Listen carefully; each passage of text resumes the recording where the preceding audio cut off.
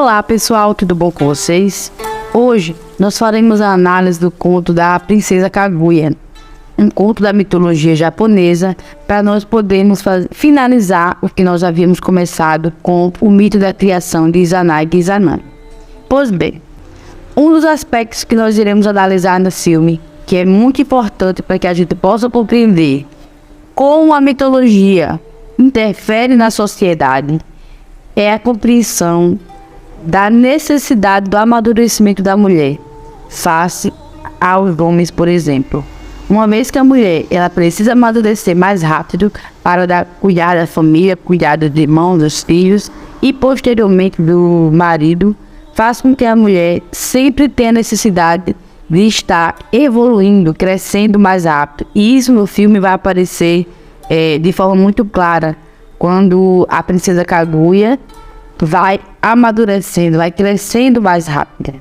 Então ela não vive com plenitude a sua infância. Outro ponto bem marcante nessa história é a representação do patriarcado. Algumas cenas do filme, isso fica muito marcado quando o pai decide que a filha precisa ir para a cidade, morar em um palácio e conhecer e aprender todas as etiquetas da época, como ser uma mulher delicada, e a mãe simplesmente aceita aquilo, sendo tendo também uma voz silenciada.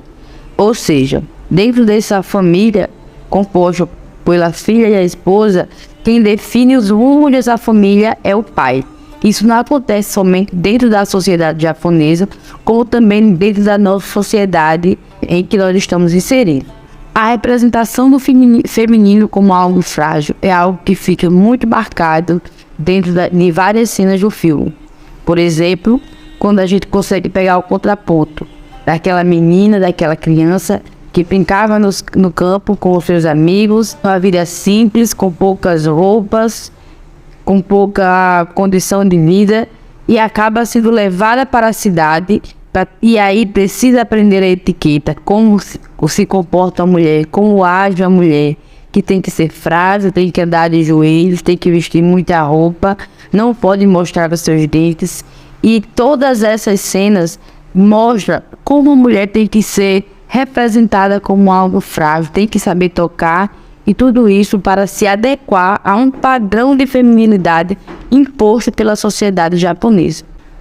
Outro ponto bem importante e interessante do filme é a objetificação da mulher, algo que está presente em nossa sociedade como um todo.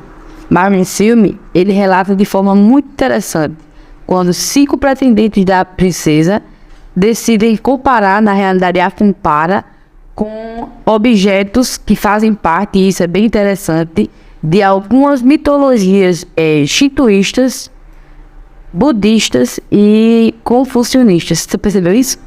Não. Pois é. Eu estava lendo um artigo que falava justamente sobre isso. As 3 das 5 são relacionadas com mitologias. Não é muito mitologia.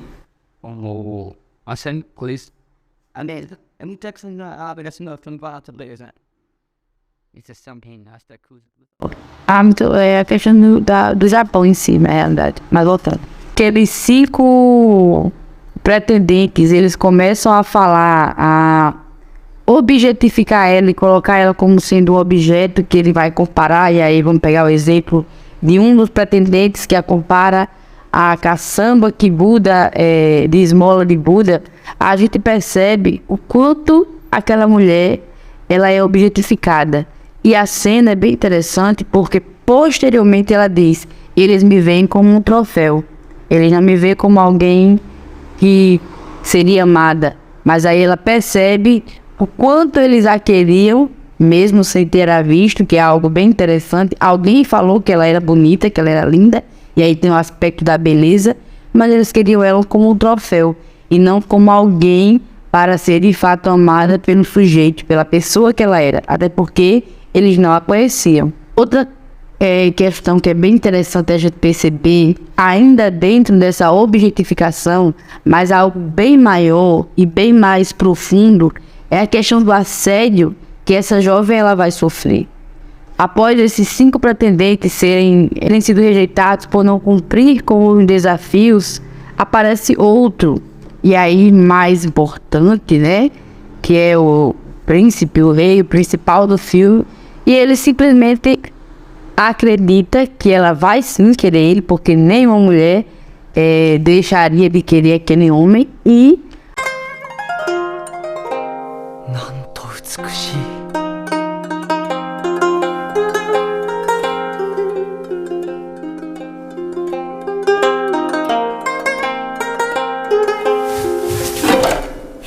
queria aquele homem, e além disso, ele avança o lugar onde ela estava, abraça ela, mostrando que aquele corpo pertence a ele e não a ela. Isso é muito interessante porque nós temos aí o assédio, que é algo que o homem compreende, e aí isso não só na cultura japonesa, como na nossa, que é interessante a gente perceber elementos que estão presentes na cultura, que também faz parte da nossa, quanto a mulher não é dona do seu corpo. Quantas vezes a mulher é colocada como tendo seu corpo representado e exposto por qualquer outro, pela sociedade, pelo pai, pelo pretendente nesse caso, e não dela. Quando ela diz que nunca será dele, ele diz: você será minha porque eu quero.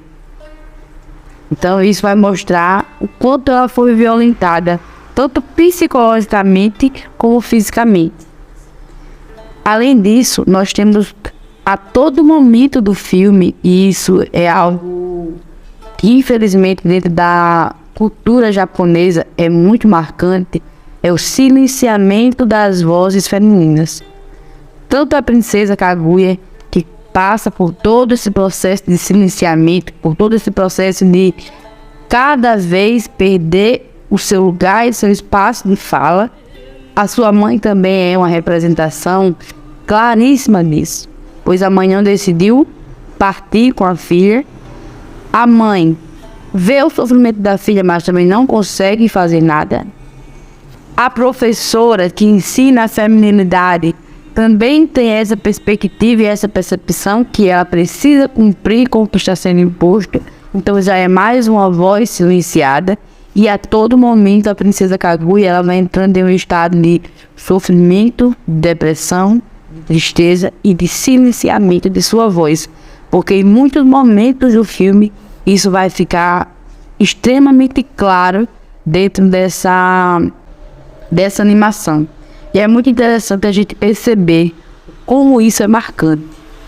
E o filme ele também traz algo bem interessante, que apesar desse silenciamento, apesar da princesa que passou muito tempo do filme mostrando e querendo essa liberdade, começa a aceitar, por obediência aos pais, ao pai, todo esse controle imposto, tanto pelo pai como pela sociedade, uma vez que ela decide aceitar tudo e sofrer em silêncio. E aí tem uma frase bem interessante no filme que mostra que ela diz: já que esse chapéu de nobreza é tão importante para o Senhor, assim que o Senhor receber esse chapéu, eu prefiro me matar, eu prefiro morrer do que aceitar ser aprisionada dentro de um casamento que não era o objetivo dela.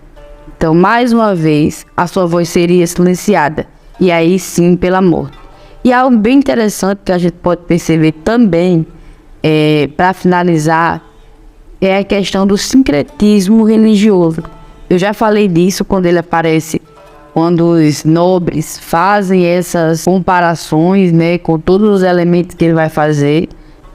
E aí traz elementos do confucionismo e do budismo também, quando fala da panela de Buda, né, desse recipiente de Buda, da esmola de Buda. Mas também, principalmente, quando ela vai para a cidade, para o mundo, na realidade, de onde ela veio. E é muito interessante perceber isso. Por quê? Porque aí nós temos a compreensão de qual a visão do povo japonês em relação à vida após a morte. Será que Kaguya simplesmente foi levada, como aparece? Ou será que ela morreu? E aí é interessante perceber sobre isso. Por que a gente fala sobre isso? Porque quando ela coloca aquele manto, ela esquece. Ela esquece tudo que viveu. E isso a incomoda. E a incomoda por quê? Porque ela não vai esquecer apenas o sofrimento, mas ela também vai esquecer o que ela viveu de bom, a liberdade que ela teve. E outra coisa que se trata da brevidade de tempo que ela teve aqui na Terra, nesse espaço em que ela viveu. Ela viveu pouco tempo, e nesse pouco tempo ela não conseguiu sobreviver a essas pressões impostas e decidiu partir novamente para o povo da Lua. Que esse povo da Lua pode representar, isso é uma concepção, uma análise minha sobre essa questão do filme, sobre essa cena do filme, em que mostra que ela deseja, e fazendo um contraponto, morrer ou deixar de estar aqui nessa terra e ir para outro plano, para outro espaço, do que se adaptar, se adequar a esse sistema de controle e de silenciamento das vozes femininas. Apesar de, depois que ela vai para essa terra, e possivelmente ela pode ter morrido, ela também é silenciada. E por que novamente ela é silenciada? Porque ela não tem escolha de eu quero lembrar de momentos bons, eu decido ficar. Novamente ela tem que aceitar o que foi imposto para ela. De novo a figura feminina sendo silenciada e controlada por outro povo que aparece no filme. E aí aparece a representação de Buda dentro do filme, e é bem interessante a gente perceber isso, porque o povo japonês, que tem como predominância inicial a cultura e o povo shintoísta, sofreu muita influência de várias outras religiões, principalmente do budismo. Mas não só. O confucionismo também foi muito marcante nesse povo e outros povos que foram interferindo na sua cultura. Então por hoje é só. Muito obrigada.